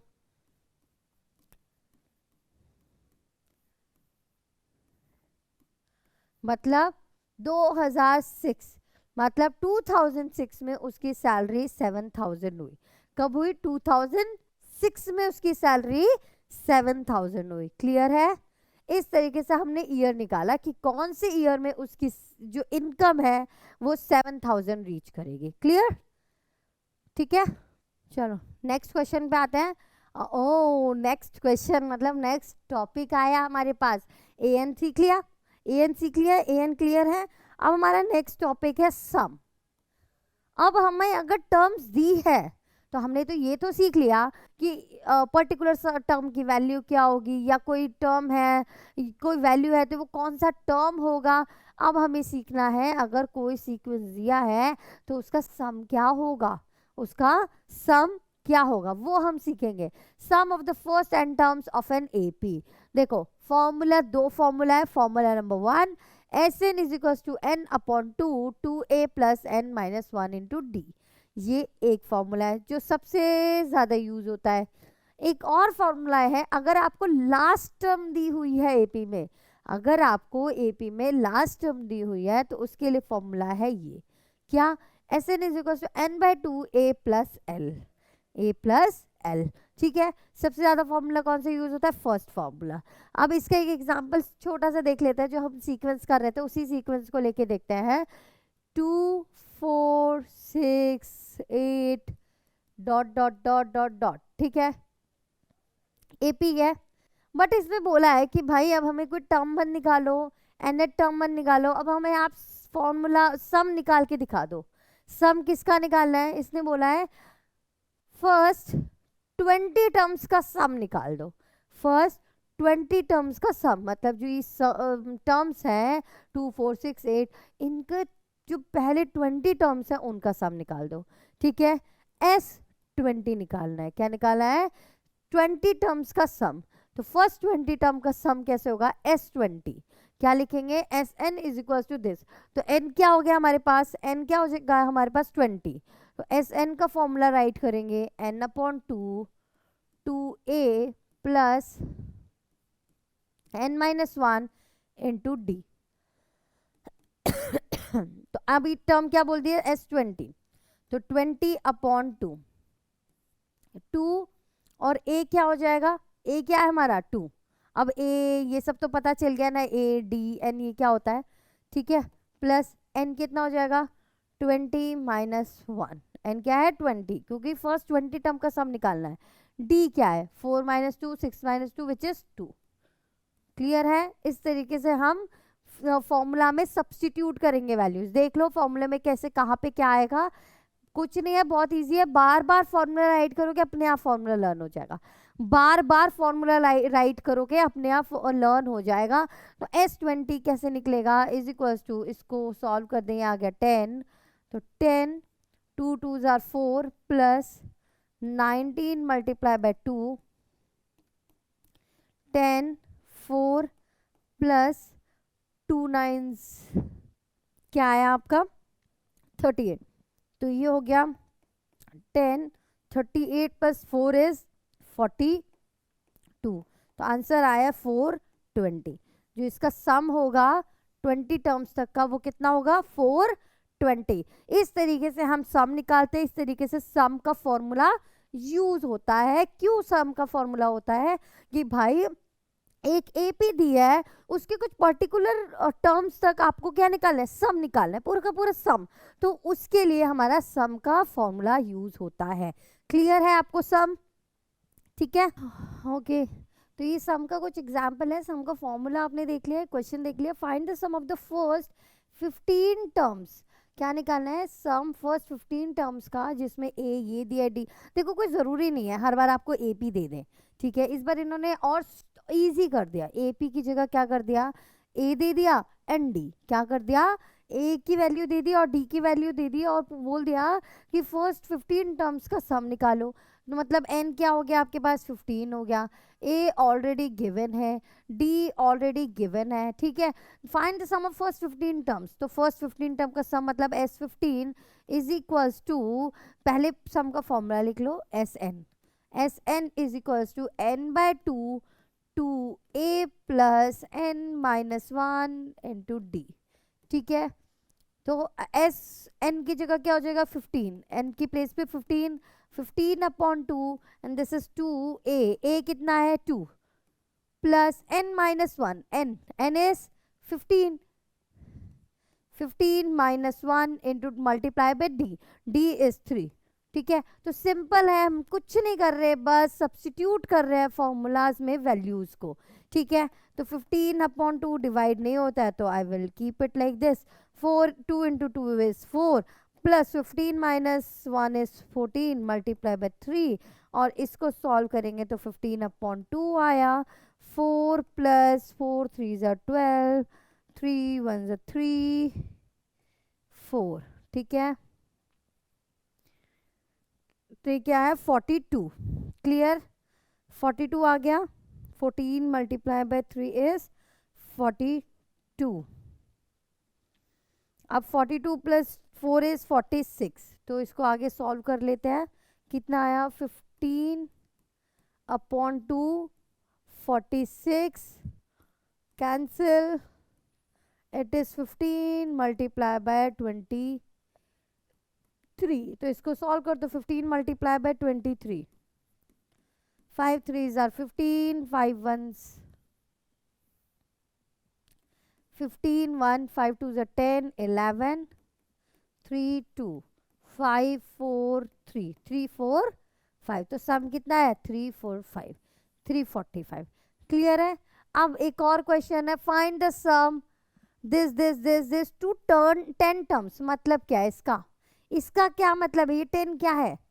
find the sum this to 10 terms. अगर ये इसके बाद रहता, अगर ये इसके बाद होता तो हम इसको लास्ट टर्म मानते, ठीक है, लेकिन इसने बोला 10 टर्म्स तक इनका सम निकालो, तो n 10 हो जाएगा और इसको 10 टर्म्स तक इसका हम सम निकाल देंगे। इस क्वेश्चन में n क्या हो जाएगा 10 a2 और इसमें सब्स्टिट्यूट सेम इसी तरीके से n की प्लेस पे 10 a और फिर d कितना हो जाएगा 7 minus 2 is 5, 12 minus 7 is 5।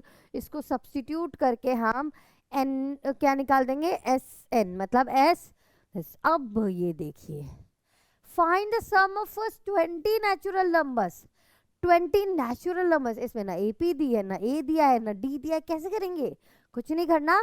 Question ने क्या कहा है, फर्स्ट 20 नेचुरल टर्म्स का क्या निकालना है सम। तो भाई पहले 20 नेचुरल टर्म्स हम इससे एक AP बना लेंगे। क्या बना लेंगे? AP, क्योंकि सबको ही पता है नेचुरल नंबर्स क्या होते हैं। नेचुरल नंबर्स और होल नंबर में डिफरेंस पता होगा। होल नंबर्स में 0 आ जाता है बट नेचुरल नंबर में 0 नहीं आता है। तो हमारी AP क्या बनेगी 1 2 3 4 सो ऑन। ठीक है, ये हमारी AP बने। अब इसमें से A निकाल लेते हैं 1, D हो जाएगा 1, 2 माइनस 1 इज 1, 3 माइनस 2 इज 1, तो D कितना हो गया 1। N क्या बोला है, सम ऑफ फर्स्ट 20, n क्या हो गया 20। फॉर्मूला राइट कर लो Sn का, a formula is n by 2 2a plus n minus 1 multiply by d। ठीक है, n by 2 2a plus n minus 1 into d। तो n कितना हो जाएगा 20, 20 अपॉन 2, 2 मल्टीप्लाई बाय 1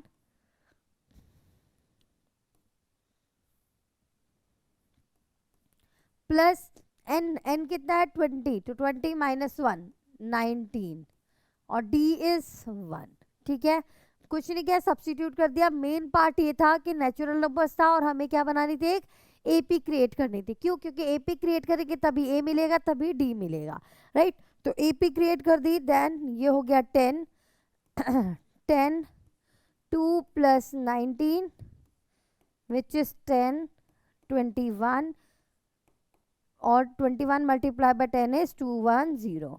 तो सम ऑफ फर्स्ट 20 नेचुरल नंबर्स का सम कितना होगा 210। 20 नेचुरल नंबर्स का सम कितना होगा 210। क्लियर है? इस तरीके से क्वेश्चन आ जाता है। फर्स्ट 20 ऑड नंबर्स का सम आ जाएगा, ऑड नंबर का सम पूछ लेंगे, इवन नंबर का सम पूछ लेंगे, तो आप ऑड और इवन के क्या बना लेंगे APs। ठीक है, लेट्स सपोज मैं AP बता देती हूँ, AP कैसे बनेगी इनकी। लेट्स सपोज ऑड बोला है, तो फर्स्ट 20 ऑड नंबर्स, ठीक है, तो पहला ऑड नंबर कहाँ से स्टार्ट होगा हमारा, ठीक है, इस तरीके। इवन कहाँ से स्टार्ट होगा, इवन किससे स्टार्ट होगा 2 4 6, ये हमारा इवन हो गया। ठीक है, ऑड। इस तरीके से आप क्या बना लेंगे AP बना लेंगे सबकी। आ जाता है next, sum of first 10 multiples of 3। Yes, ये भी बोर्ड में आया क्वेश्चन है। क्या करना है, ध्यान से इनका AP बनानी है। कैसे AP बनेगी, ध्यान से देखनी है। Find the sum of the first 10 multiples of 3। 3 के 10 मल्टीपल्स, तो 3 के मल्टीपल्स क्या होते हैं, मतलब 3 की टेबल। 3 के मल्टीपल्स मतलब 3 की टेबल, ये बात ध्यान रखना। 3 के मल्टीपल्स मतलब 3 की टेबल।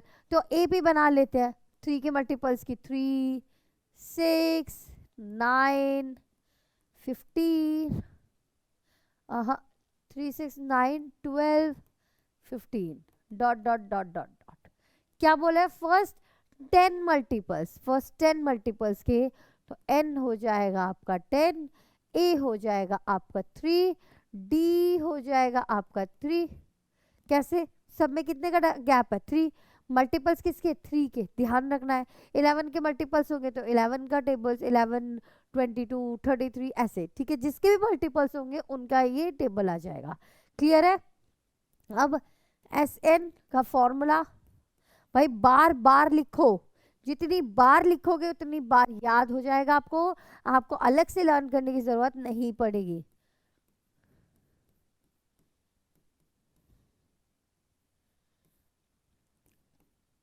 क्या निकालना है, S सम ऑफ फर्स्ट 10, तो S 10, n हो जाएगा 10 upon 2 what is A is 3 plus n कितना है हमारा 10 minus 1 multiply by d, d is 3 right. तो इसे सॉल्व करेंगे इट विल बिकम 5 आ गया। Now 6 plus 10 minus 1 is 9 multiply by 3, ठीक है। कितना हो जाएगा 5 6 प्लस 27, ठीक है। तो ये हो जाएगा 5 6 प्लस 27 33 ना 33 मल्टीप्लाई बाय 5 5 3 जार 15 15 16 165 क्लियर है 165 क्योंकि 5 3 जार 15 1 कैरी 5 तो 15 16 165 क्या होगा सम ऑफ फर्स्ट 10 मल्टीपल्स ऑफ 3 कितना हो जाएगा 165 क्लियर है। बहुत इजी क्वेश्चंस है, बहुत ही इजी क्वेश्चंस है। क्लियर है। Find the sum of the first 10 multiples of 3, तो इस तरीके से होगा। अगर 5 होगा तो 5 की टेबल 6 की होगी 6 की टेबल, ऐसे हमें करना है, ठीक है। 10 मल्टीपल्स ऑफ 6 ये भी इजी है, एपी बना लो 6 के मल्टीपल्स की 6 12 18, ठीक है 24 एंड सो ऑन। ये हमारे 6 के मल्टीपल्स हो गए। सबसे पहले आप राइट कर लिया होगा टर्म्स, टर्म्स को राइट कर लिया करो। a हो गया 6, d हो गया 6 एंड n विल बी 10। इस तरीके से हमारी टर्म्स आ गई, फिर इसको सब्स्टिट्यूट कर देंगे, आपका सम निकल जाएगा, ठीक है। Sn is equal to n upon 2 2a plus n minus 1 into D. Clear है, ठीक है। तो s कितना निकालना है 10 मल्टीपल्स 10, तो 10 अपॉन 2 देख लो, ये सब क्वेश्चंस आए हुए हैं बोर्ड एग्जाम्स में, मैं ऐसे ही नहीं करा रही हूँ, ठीक है। तो 2 मल्टीप्लाई बाय a की प्लेस पे क्या हो जाएगा 6 प्लस n इज 10, तो 10 माइनस 1 इज 9, d भी 6 है, ठीक है। फिर से ये 5 हो गया। नाउ 6 2 आर 12 9 6 आर 54, ऐड कर दो 66 5 6 आर 30 5 6 आर 30 33, तो 330 आपका सम आया 10 मल्टीपल्स ऑफ 6। क्लियर है। बहुत इजी क्वेश्चन है, 2 मिनट लग रहे हैं हार्डली, ठीक है। अब ये थोड़ा सा देखने लायक क्वेश्चन है, ये 2020 में आया हुआ है। The sum of the first term of an AP is 1920। जो सम है किसका, फर्स्ट 30 टर्म्स का सम गिवन है। If the fourth term is 18 and it's 11th term, find it's 11th term. ध्यान से देखो क्या क्या गिवन है, सबसे पहले राइट कर लो आराम से, जो जो दिया रहता है आराम से राइट कर लेना है हमने, ठीक है। 30th find the 30th the sum of 30 terms, 30 terms का सम दिया है, ठीक है। S30 का सम कितना दिया है 1920, ये हमारी S30 की वैल्यू है। जो जो गिवन है मैं वो राइट कर रही हूँ, right. Next if the fourth term is 18, अगर फोर्थ टर्म 18 है मतलब A4 कितना दिया है 18, क्या निकालना क्या है भाई 11th टर्म, तो A11 निकालना है, ठीक है। तो ये फोर्थ टर्म है, क्या कर सकते हैं, क्या कर सकते हैं, दोनों में फॉर्मूलाज लगा के देखते हैं क्या है, ठीक है। A4 मैंने क्या बताया था, A4 को क्या राइट कर सकते हो A प्लस 3D, ठीक है। या फिर आपको फॉर्मूला ही राइट करना है तो फॉर्मूले से बता देती हूँ। AN पहले AN लिखेंगे, सो डैट AN का फॉर्मूला क्या होता है A plus n minus 1 into D. तो A4 तो मतलब n क्या है 4, तो A4 कितना हो जाएगा A plus 4 minus 1 into D. तो A4 कितना हो जाएगा A प्लस 3D। आ गया ना अल्टीमेटली वही। तो A4 की जगह A4 की वैल्यू कर देंगे, तो हमारा क्या हो जाएगा A plus 3D is equals to 18, write कर सकता है ना, A plus 3D is equals to 18, ठीक है। क्लियर है। अब जरा इसको देखते हैं, इसे करते हैं। S30 का मतलब क्या होता है A plus n minus n by 2 देखो Sn का फॉर्मूला लिखते हैं, क्या है n by 2 2a plus n minus 1 into D. Clear है। तो Sn मतलब S30, ये क्या हो गया 30/2 क्लियर। 2a, a तो हमें पता ही नहीं है, ऐसे ही राइट करेंगे, प्लस ये तो पता है ना 30 माइनस 1 क्या होगा 29, डी भी नहीं पता, डी भी राइट कर दिया। तो इससे भी हमारी एक इक्वेशन a+3d आ गई, इससे भी एक इक्वेशन आ गई a+3d। तो S30 की वैल्यू क्या है 1920, ठीक है। इसको तो ये सॉल्व कर देता है, 1920 यहाँ क्या आ गया 15, 2a + 29d।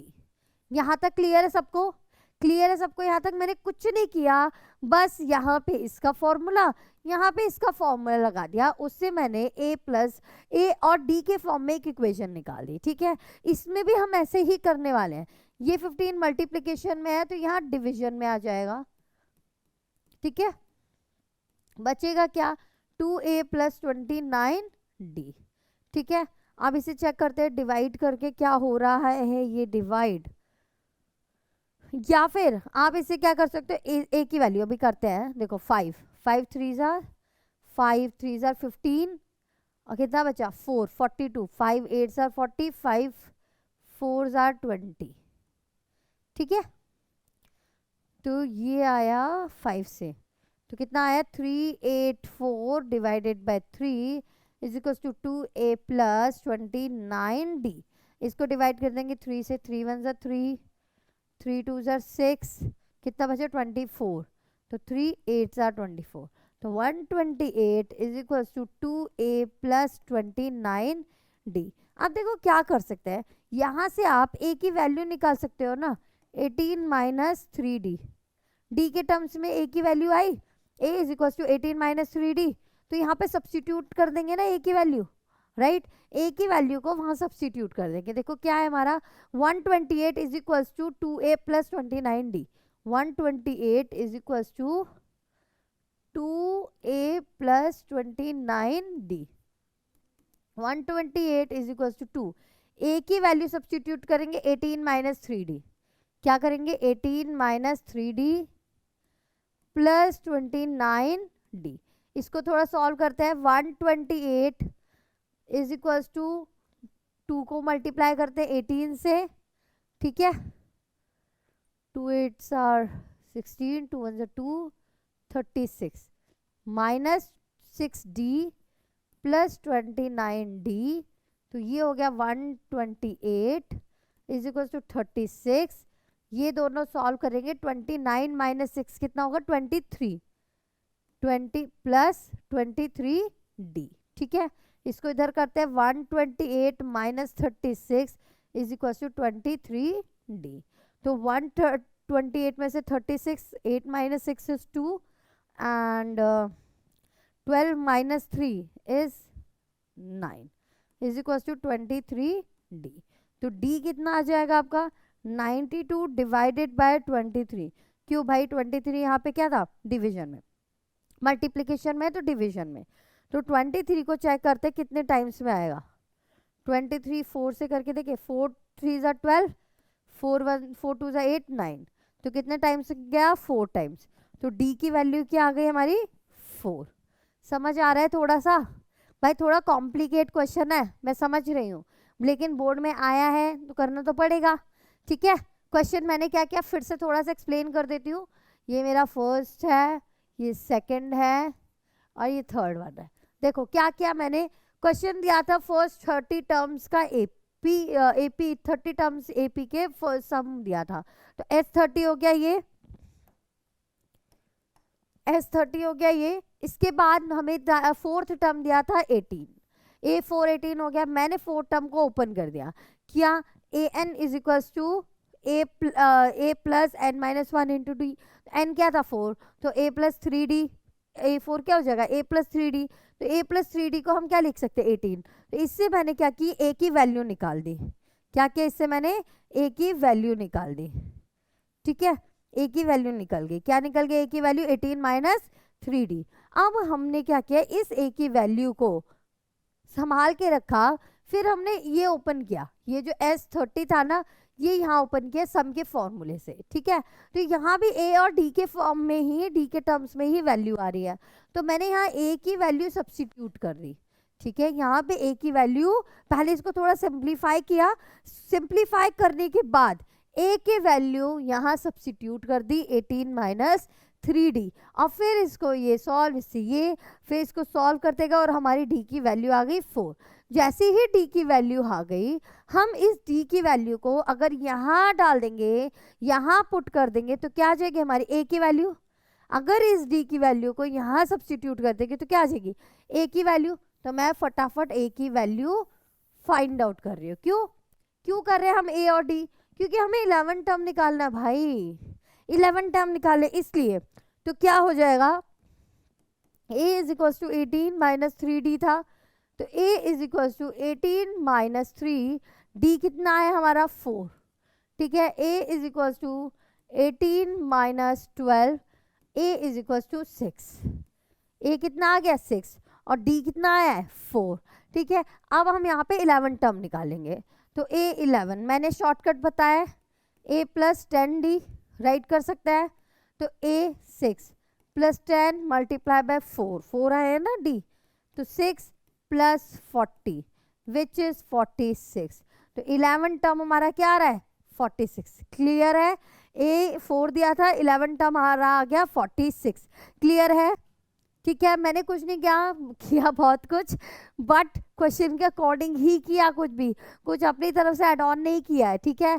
11 टर्म निकालना था, तो इसलिए 11 टर्म क्या होता है a प्लस 10d, उसके लिए मुझे a भी चाहिए, उसके लिए मुझे d भी चाहिए। क्या चाहिए, a और d दोनों चाहिए, तो वो a और d हम इससे और इसका यूज करके a और d निकालेंगे, तो फिर वो a और d को यहाँ सब्स्टिट्यूट कर देंगे, तो हमारी इससे आ जाएगी 11 टर्म।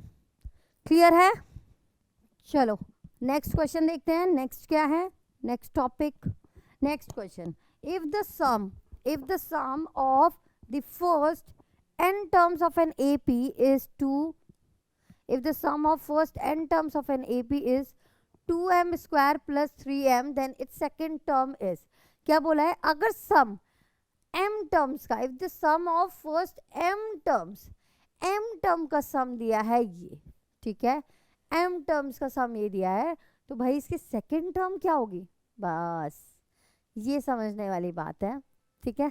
सेकंड टर्म क्या होगी, ध्यान से देखना, बहुत ध्यान से देखना इसे।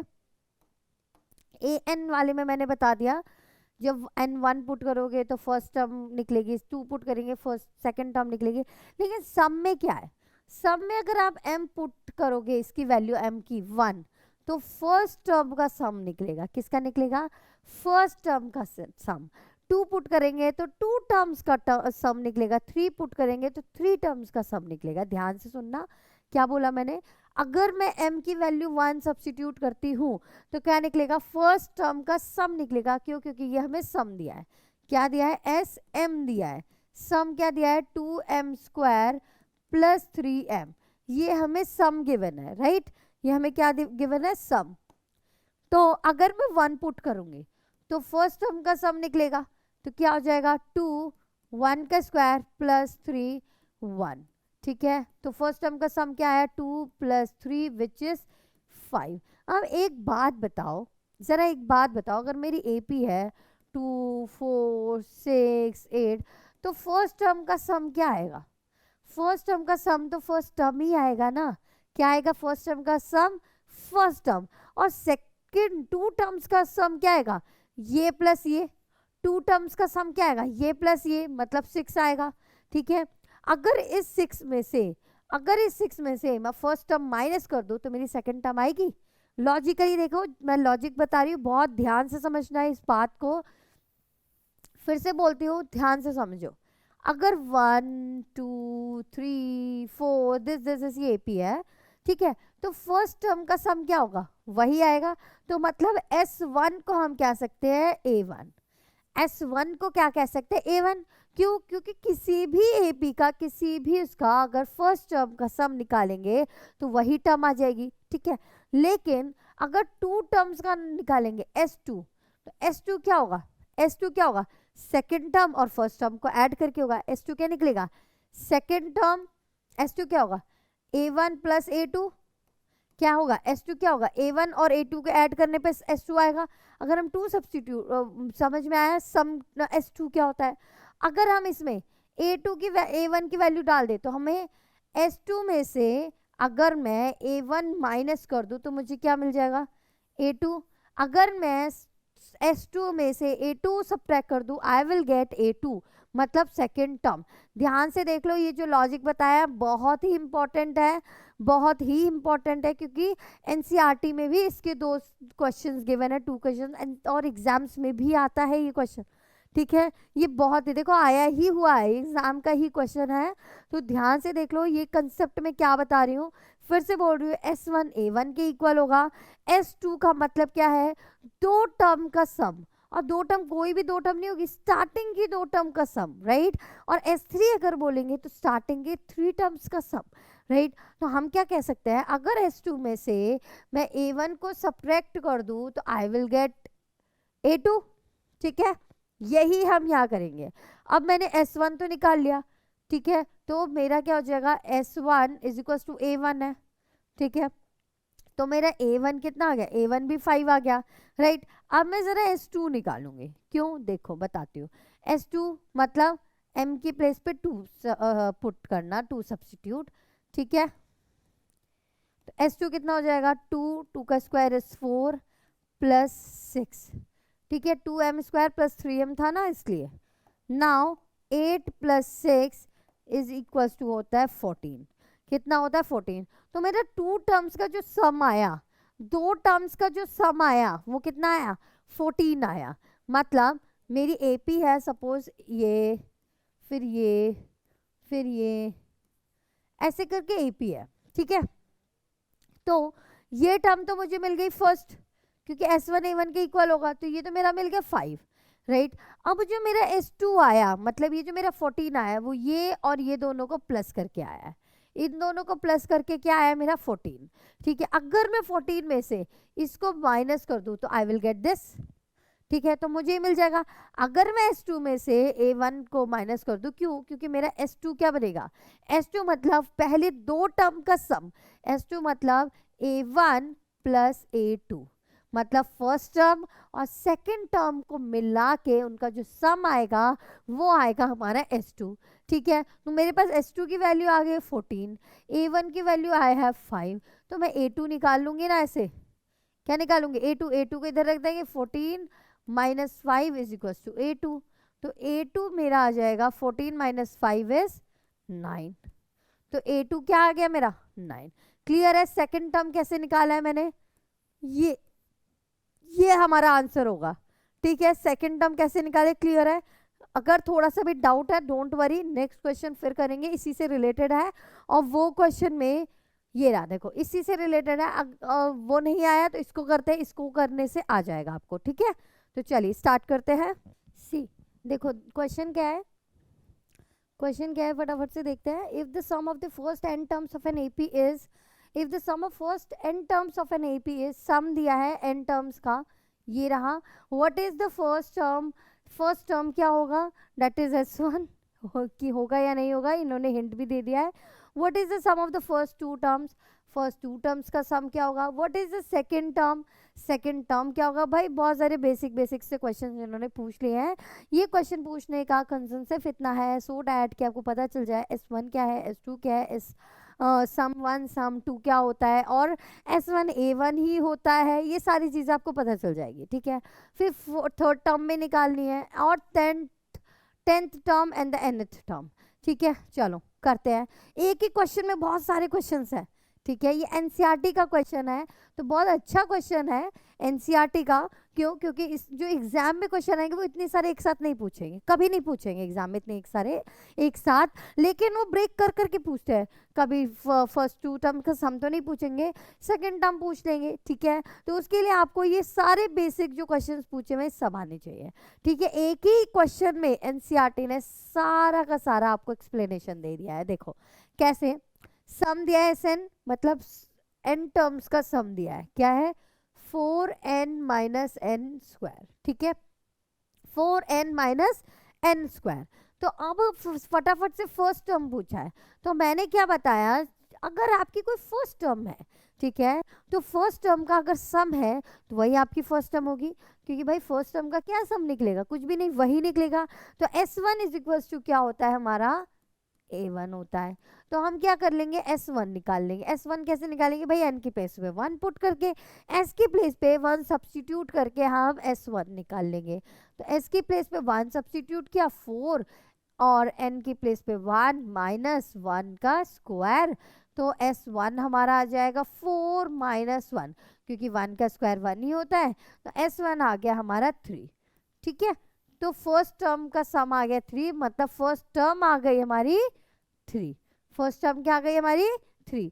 अब क्या पूछे, what is the sum of first two terms, भाई फर्स्ट टू टर्म्स का सम मतलब S2। ठीक है, तो अब n की जगह 2 पुट कर देंगे, 2 सब्स्टिट्यूट, तो 4 मल्टीप्लाई बाय 2 माइनस 2 का स्क्वायर। ठीक है, which is 4 2 jar 8 minus 2 2 jar 4, 8 minus 4 is 4। तो सम ऑफ फर्स्ट टू टर्म्स कितना आ गया 4। ये भी सॉल्व हो गया, इजी हो रहा है क्योंकि फर्स्ट इससे पहले वाला क्वेश्चन कर लिया ना, इसलिए अब ये इजी लगेगा। What is the second term, अब आया ट्विस्ट। अब आया ट्विस्ट, जो लास्ट क्वेश्चन में क्या था, अगर किसी को लास्ट क्वेश्चन में कुछ चीजें क्लियर नहीं है तो इसमें आ जाएगी।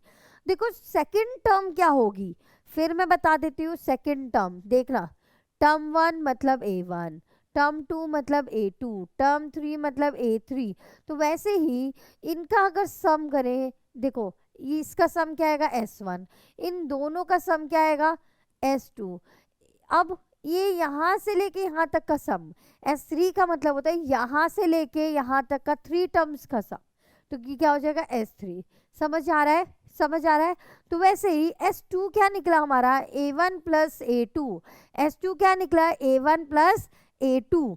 ठीक है, क्या है हमारा S2, S2 का आप क्या लिखोगे A1 प्लस A2। तो S2 की वैल्यू आपको पता है 4, सम ऑफ S2 की वैल्यू क्या हो गई 4, A आपका क्या है 3, A2 क्या है, A2 हमें निकालना है मतलब second term, 4 minus 3 is equal to A2। तो A2 सेकेंड टर्म क्या आ गया आपका 1, सेकेंड टर्म क्या आ गया 1। क्लियर है।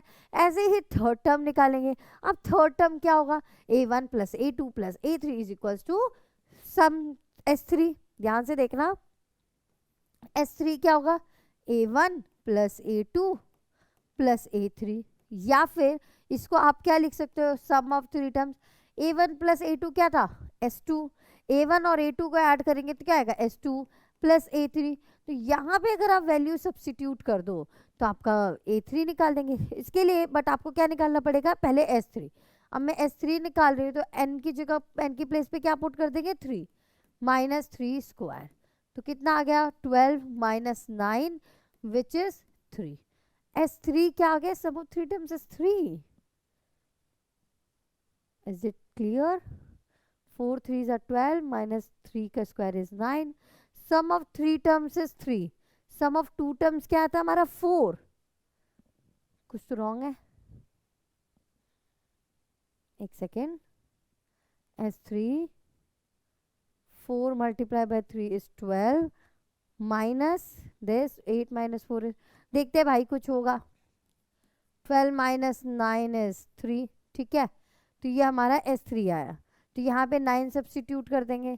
S2 क्या था हमारा 4 इज इक्वल टू क्या हो जाएगा A3, तो A3 क्या है 9 minus 4 is equal to A3, ये प्लस में था। ठीक है, A3 क्या हो गया 5, तो 5 प्लस, बट 3 कैसे आ रहा है, wait what is the second term, second term निकल दिया। Similarly third term, third term के लिए S3 क्या होगा S2 प्लस A3, मतलब स्टार्टिंग के 3 टर्म्स। ठीक है, 1 पुट किया 4 minus 1 4n minus n square, okay 8 minus 4 is 4, 4 3 is 12 minus 9 is 3, पता नहीं समथिंग इज रॉन्ग। सी तो A3 आया हमारा 5, A3 5 आया, एक बार चेक करें। A1 क्या था 4 3 प्लस 1 प्लस 5 4 9 आना चाहिए हमारा A3, अगर ये है तो होल्ड ऑन, देखो करेक्ट है। S3 हमारा क्या आया था 3, I have substituted it wrong, S3 क्या आएगा 3, 3 इज इक्वल्स टू दिस, तो 3 minus 4 is equals to A3, मतलब -1 इज इक्वल्स टू A3, तो A3 मतलब थर्ड टर्म कितना आ गया हमारा -1, थर्ड टर्म कितना आ गया -1, इस तरीके से हमारा थर्ड टर्म निकला विच इज -1। अब चेक कर लो, फर्स्ट टर्म क्या था हमारा 3 प्लस सेकेंड टर्म क्या आया हमारा 1 और प्लस -1 थर्ड टर्म, 3 + 1 -1 तो कितना आ गया 3, तो S3 क्या आ रहा है S3, तो यहाँ पे हमारी वैल्यू क्या आ रही है सेम, मतलब S3 A3 हमारा क्या आ रहा है -1, A2 क्या आया हमारा 1 सेकेंड टर्म, अब A10 निकालना है, A10 मतलब 10th टर्म, ठीक है। तो इसके लिए आप क्या करिए, A10 के लिए अब इतना लेंदी नहीं करना, A10 के लिए आपके पास AP बन गई है, कैसे बनी AP बता देती हूँ, AP कैसे बनी आपकी, देखो फर्स्ट टर्म आया 3, सेकेंड टर्म आया 1, थर्ड टर्म आया -1, तो ये काइंड ऑफ AP बन रही है, ठीक है। तो A हमारा क्या हो गया 3, तो हम D निकाल लेंगे, D क्या होगा 1 - 3 विच इज -2, D कितना आया 1 - 3, इसमें से इसको सब्ट्रैक्ट करेंगे तो क्या आएगा -2, -1 - 1 इज -2, ठीक है। तो D आ गया हमारा -2। अब 10th टर्म निकाल देंगे, 10 टर्म क्या होता है A10 is equal to A + 9D, ठीक है। तो A10 क्या हो जाएगा, A की प्लेस पे 3 + 9, D की प्लेस पे क्या हो जाएगा -2, D की प्लेस पे -2, ठीक है। तो इस तरीके से हम 10th टर्म निकाल देंगे, 3 -2 - 18 विच इज -15, तो A10 क्या आएगा हमारा -15। ऐसी nth टर्म निकाल देंगे, nth टर्म के लिए क्या करना है, n की प्लेस पे कुछ नहीं आएगा, n की प्लेस पे कुछ नहीं आएगा, सिर्फ n रहेगा, n की प्लेस पे कुछ नहीं आएगा, सिर्फ n रहेगा। देखो कैसे, क्या बोला है nth टर्म, nth टर्म क्या होता है an, A + n - 1 × t, ठीक है। तो an ऐसे ही रहेगा क्योंकि nth टर्म पूछा है, a की प्लेस पे सब्स्टिट्यूट कर देंगे a की वैल्यू, n - 1 d की प्लेस पे d की वैल्यू सब्स्टिट्यूट कर देंगे, y हमारी -3, ठीक है। तो an कितना निकला 3, अब इसको मल्टीप्लाई करते थे -2n + 2, तो कितना आया 5 - 2n, d कितना आ गया हमारा 5 an कितना आ गया nth टर्म 5 - 2n, ये हमारा nth टर्म निकला n के टर्म्स में। nth टर्म कुछ नहीं होता, वहां पे n क्या होता है n ही रहता है, n की प्लेस में हम कुछ भी नहीं सब्स्टिट्यूट करते हैं, क्लियर है। तो इस तरीके से हमारा ये वाला क्वेश्चन एपी का कंप्लीट होता है, ठीक है। अब हम नेक्स्ट वीडियो में नेक्स्ट क्वेश्चन इसी से रिलेटेड करेंगे, ठीक है। सारे प्रीवियस ईयर क्वेश्चंस भी हैं, केस स्टडी भी है,